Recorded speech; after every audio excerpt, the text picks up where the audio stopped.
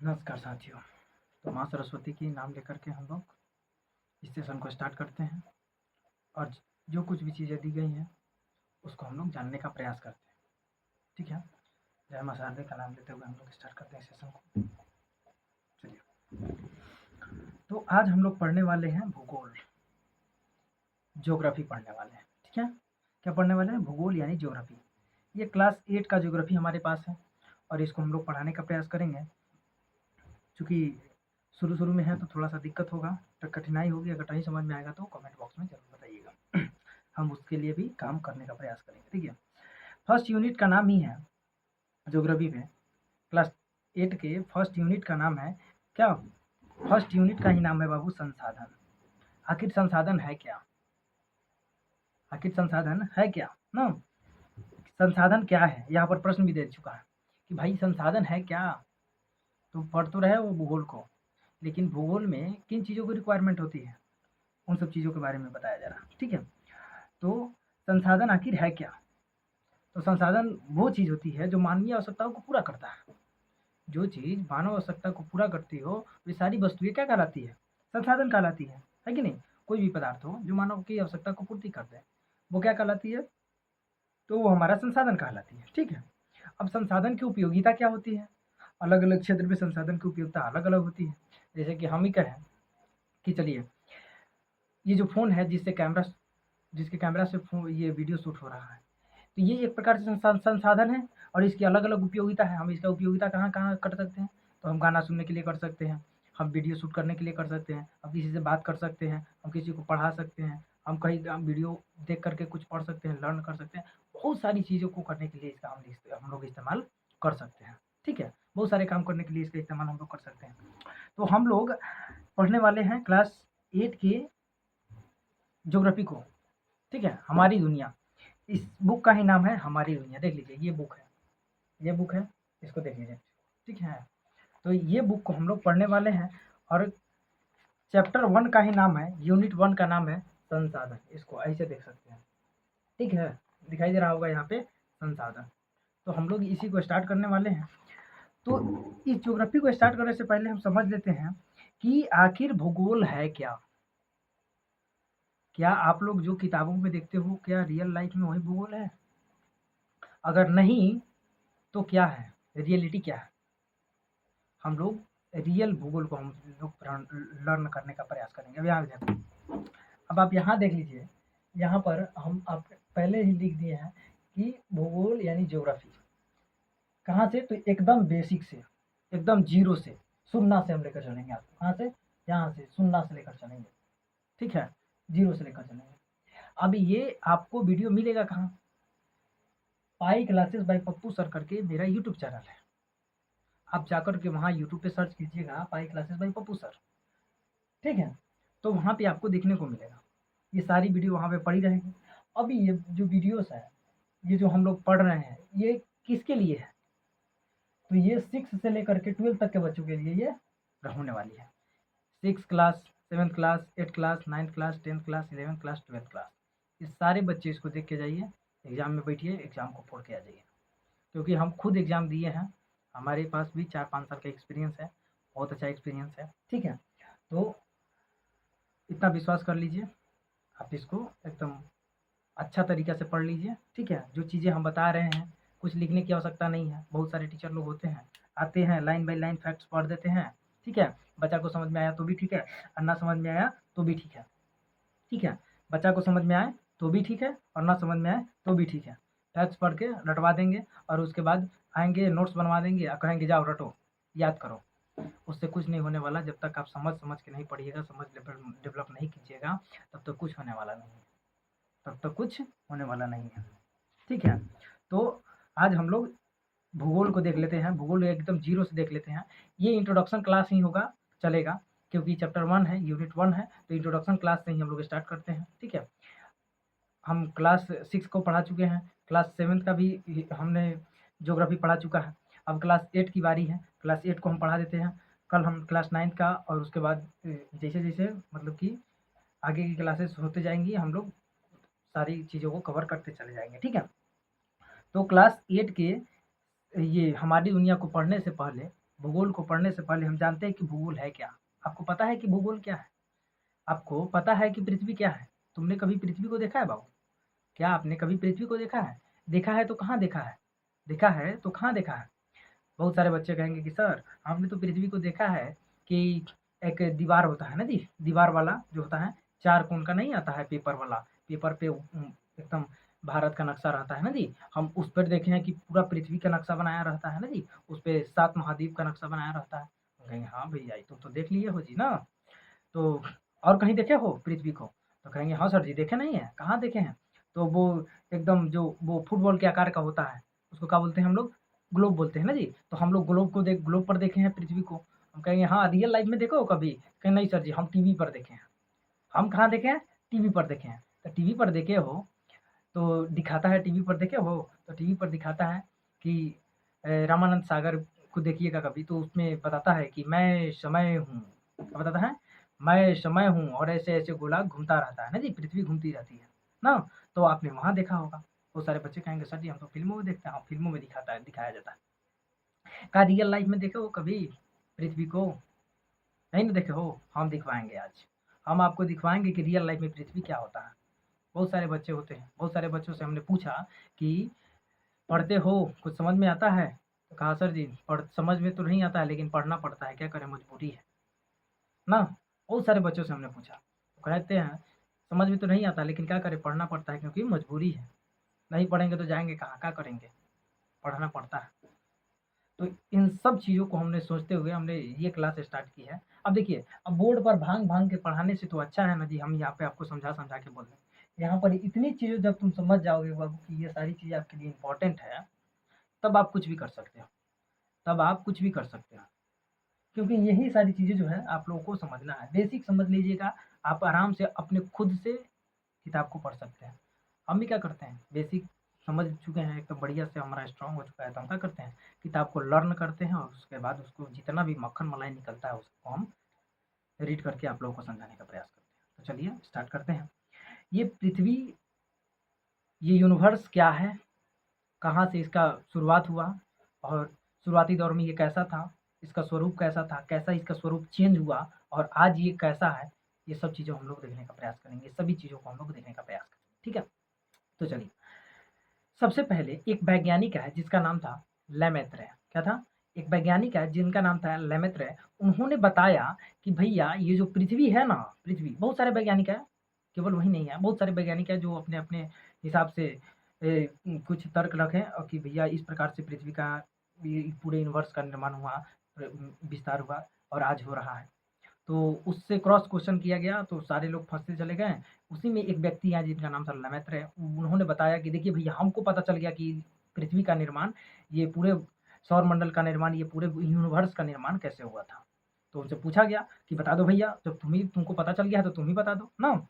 तो वो बताए कि ये पृथ्वी का जो निर्माण है ना, किसके कारण हुआ है? तो एक छोटा-सा कण था, बिग बैंग सिद्धांत का नाम बताएँ वो। अब ये बिग बैंग सिद्धांत क्या होता है?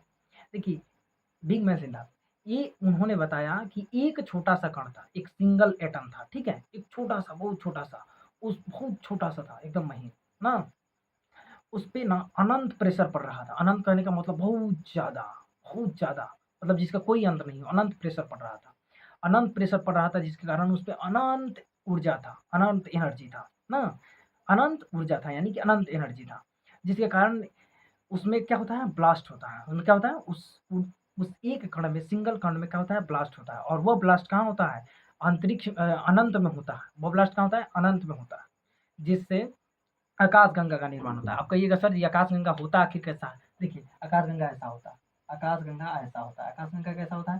आकाशगंगा ऐसा होता है, सर्पिल आकार का होता है। तो आकाशगंगा का निर्माण हुआ। इस आकाशगंगा में लाखों करोड़ों तारे का निर्माण हुआ। कहाँ? इस आकाशगंगा में ना लाखों करोड़ों तारे का निर्माण हुआ। लाखों करोड़ों तारे का निर्माण हुआ। इसी आकाशगंगा में लाखों करोड़ों तारे का निर्माण हुआ। ठीक है? वो लाखों करोड़ों जो तारे थे, उस तारों में ना उनका ना अपना एक परिवार बन गया। जैसे आप लोग देखते हो ना कि जैसे कि मान लीजिए किसी का शादी ब्याह हुआ तो उसका अपना बाल बच्चा हो जाता है, उसका भी शादी ब्याह होता है तो अपना बाल बच्चा हो जाता है। जैसे उसी प्रकार इस पूरे यूनिवर्स का निर्माण हुआ, पूरे यूनिवर्स का निर्माण हुआ तो उसी में आकाशगंगा का निर्माण हुआ, उसमें छोटा-छोटा तारा का निर्माण हुआ, उसी तारे का अपना-अपना उपग्रह हुआ, ग्रह हुआ ना जी, अपना-अपना ग्रह हुआ, परिवार हुआ, तो उस ग्रह का भी अपना-अपना उपग्रह हुआ। उसमें एक तारा है सूर्य, उसमें क्या था?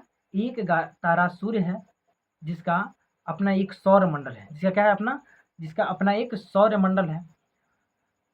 उसमें से तीसरा ग्रह है पृथ्वी, उसमें से तीसरा ग्रह है पृथ्वी, उसी के बारे में हम इस क्लास में इस चैप्टर में यानी कि इस क्लास में हम लोग जानने वाले हैं, पृथ्वी के बारे में।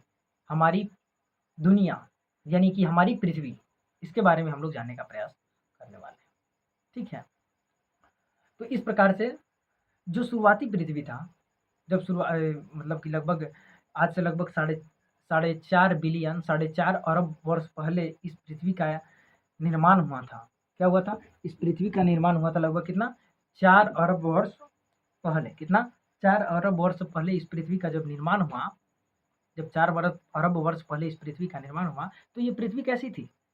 तो क्या उस वक़्त, उस समय जीवन संभव था? अब आप कहिएगा भैया हम चूल्हा में आग लगा दें और वहाँ कहें कि कोई जीव मिल जाएगा हमको, सूक्ष्म से भी सूक्ष्म जीव नहीं मिलेगा। क्यों? क्योंकि जल के मर जाएगा भैया, वो मिलेगा कहाँ से ना जी?